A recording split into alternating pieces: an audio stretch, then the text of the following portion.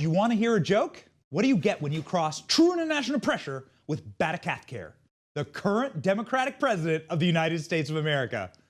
No? Really? I can prove it. I'll lead an effective strategy to mobilize true international effort to pressure for people to have Batakathcare. That's right. That's right. Batakathcare, Joe. Hilarious. What a funny joke Joe Biden is. But he's only a funny joke for conservatives. The left has forgotten how to laugh. And that is what we're going to talk about today. It's a very bad thing to forget how to laugh. It's very, very bad for the country. These days, if you try to tell a liberal a joke, it goes like this. Hey, Lib, do you want to hear a joke?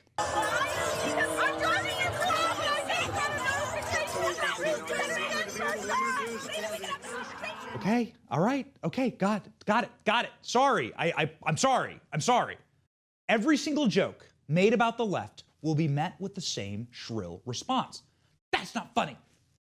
That's all they can say now. Is their hysteria that is kind of actually funny, and it makes conservatives laugh, but it's actually really bad for the political landscape. Laughter is healing. Truly, it lets us see each other as human beings with flaws and shortcomings. Did you know that laughter causes a chemical reaction in the brain? It makes you connect with other humans. When you laugh, a flood of oxytocin and serotonin washes your brain. These chemicals help you feel good and bond with other people. Laughter is a natural, God-given cocktail to remind you that we're all in the same team. We're all on the same team, the American team. If you love your country, you must love the people in it. Democrats, Republicans, whatever. All Americans who live under one flag deserve our humanity. And with that comes laughter, especially laughter at each other. Political comedy is a powerful bridge between ideological poles in our society. We were shocked in researching this episode to find a rich and hilarious bipartisan history of comedy in our American experience. Join me on this remarkable trip down memory lane. When a person dies and is buried, it seems to certain voodoo priests who have the power to bring him back to life.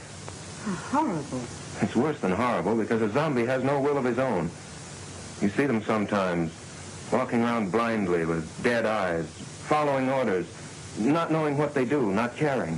You mean like Democrats? Mr. President, in talking about the continuing recession tonight, you have blamed mistakes of the past, and you have blamed the Congress. Does any of the blame belong to you? Yes, because for many years I was a Democrat. I always look forward to these dinners. It's just a bunch of media types. Hollywood liberals, Democrats like Joe Biden. How come I can't have dinner with the 36% of the people who like me? I believe that diplomacy should be the cornerstone of any foreign policy. And I can see Russia from my house. Is it going to be hard in 2 years when you're no longer president and people will stop letting you win at basketball? How does it feel having a 3-inch vertical? It's a 3-inch horizontal. You say yes? Go ahead. With my hairspray.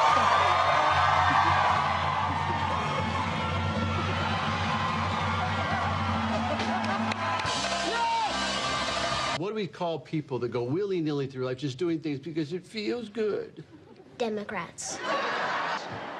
To you, Mrs. Reagan, lovely Mrs. Reagan, to you, our dear president, may God be good to you and yours for the coming 4 years and beyond that. You're a great gentleman and a great credit to the country. May he give you health, the Almighty, and may you reign as long as you wish. God bless. Many of the Hollywood stars and entertainers in that montage there were left-leaning, but they were still laughing. They were still laughing with people of the opposing political party. How times change. Today, Hollywood leftists' humor looks a lot like this. I know, me too. She's fabulous. I cannot wait to see her debate our current Vice President, Mika Pints. Or, is it Paints? It's pronounced Ponce, I believe. Oh, some kind of weird foreign name? Yeah, not very American sounding. Yeah, that's what people are saying. I don't know who created Pokemon Go,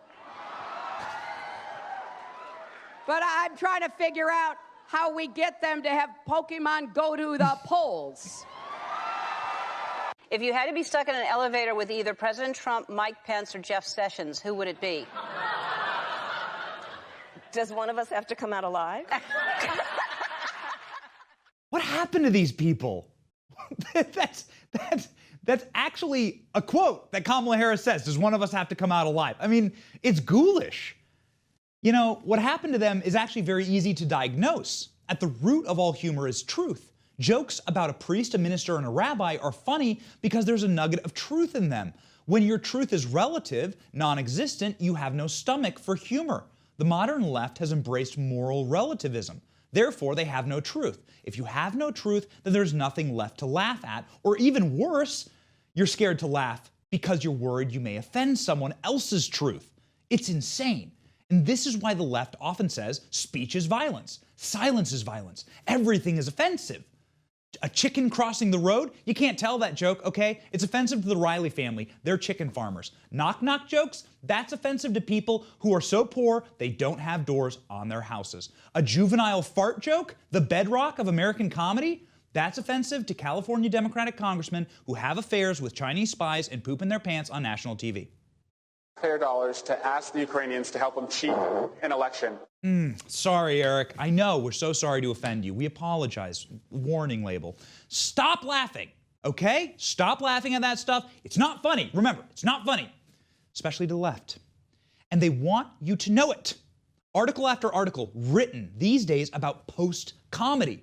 Offensive jokes. Is stand-up doomed? Look at some of these headlines. How funny does comedy need to be? No jokes, please. We're liberal. Guys, these are mainstream establishment articles writing about the death of comedy, and they killed it themselves. That's a real problem. The absence of humor is a vacuum, and it's filled by shrill vacuousness and seething for your fellow Americans.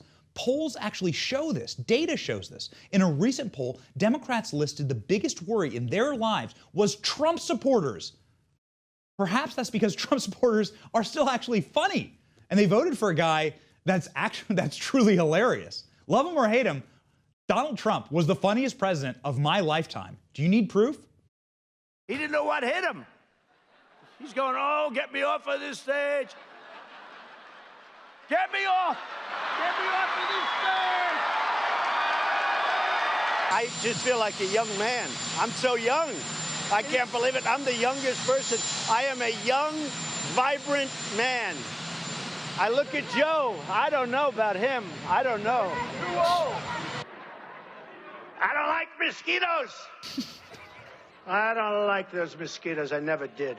Okay, speaking of mosquitoes. Hello, Hillary. How are you doing?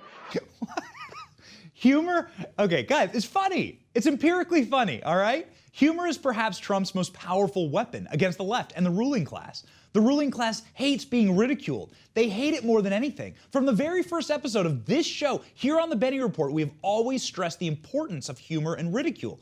In today's intense political environment, take a look. They hate being ridiculed. They hate it more than anything. If we don't regularly practice our right to ridicule, we will lose it. And our ruling class would love nothing more. See, that's what the show is all about. The Benny Report is not on the side of any particular party or politician. Our mission is, in fact, the opposite: to keep our ruling class humble, to remind Americans that our elected officials are just people, regular citizens like us. That line from a Tanner version of Benny is more true today than the day we broadcast it. If we don't regularly practice our right to ridicule, we will lose it. Don't believe me? In communist China, people can't post this meme of Winnie the Pooh because it looks too much like communist dictator Xi. Think that's outrageous? Let's take a look at where we're headed right here in America. Memes are not illegal yet, but big tech censors are working in lockstep with the current administration to suppress comedy and criticisms of the Biden administration. Cancel culture has eroded the joy in American culture to the point of absurdity. This is why it is more important than ever in American history to keep humor and ridicule alive, because it is now clear that we could very well be on the verge of losing it. And lastly, guys, if we can just admit right now, together, that we are living through one of the funniest administrations in American history. Just watch. Right this way, sir. Why attack Sanders? Why? getting nervous, man. Calm down. It's okay. 1.2 billion. So you go ahead and you stack spaghetti sauce at a store in a supermarket. You control the guy or the woman who brings out the carts on a forklift. What happened? I got hairy legs that turn blonde in the sun. And the kid used to come up and reach in the pool and rub my leg down so it was straight, and then watch the hair come back up again. Hey, look at it.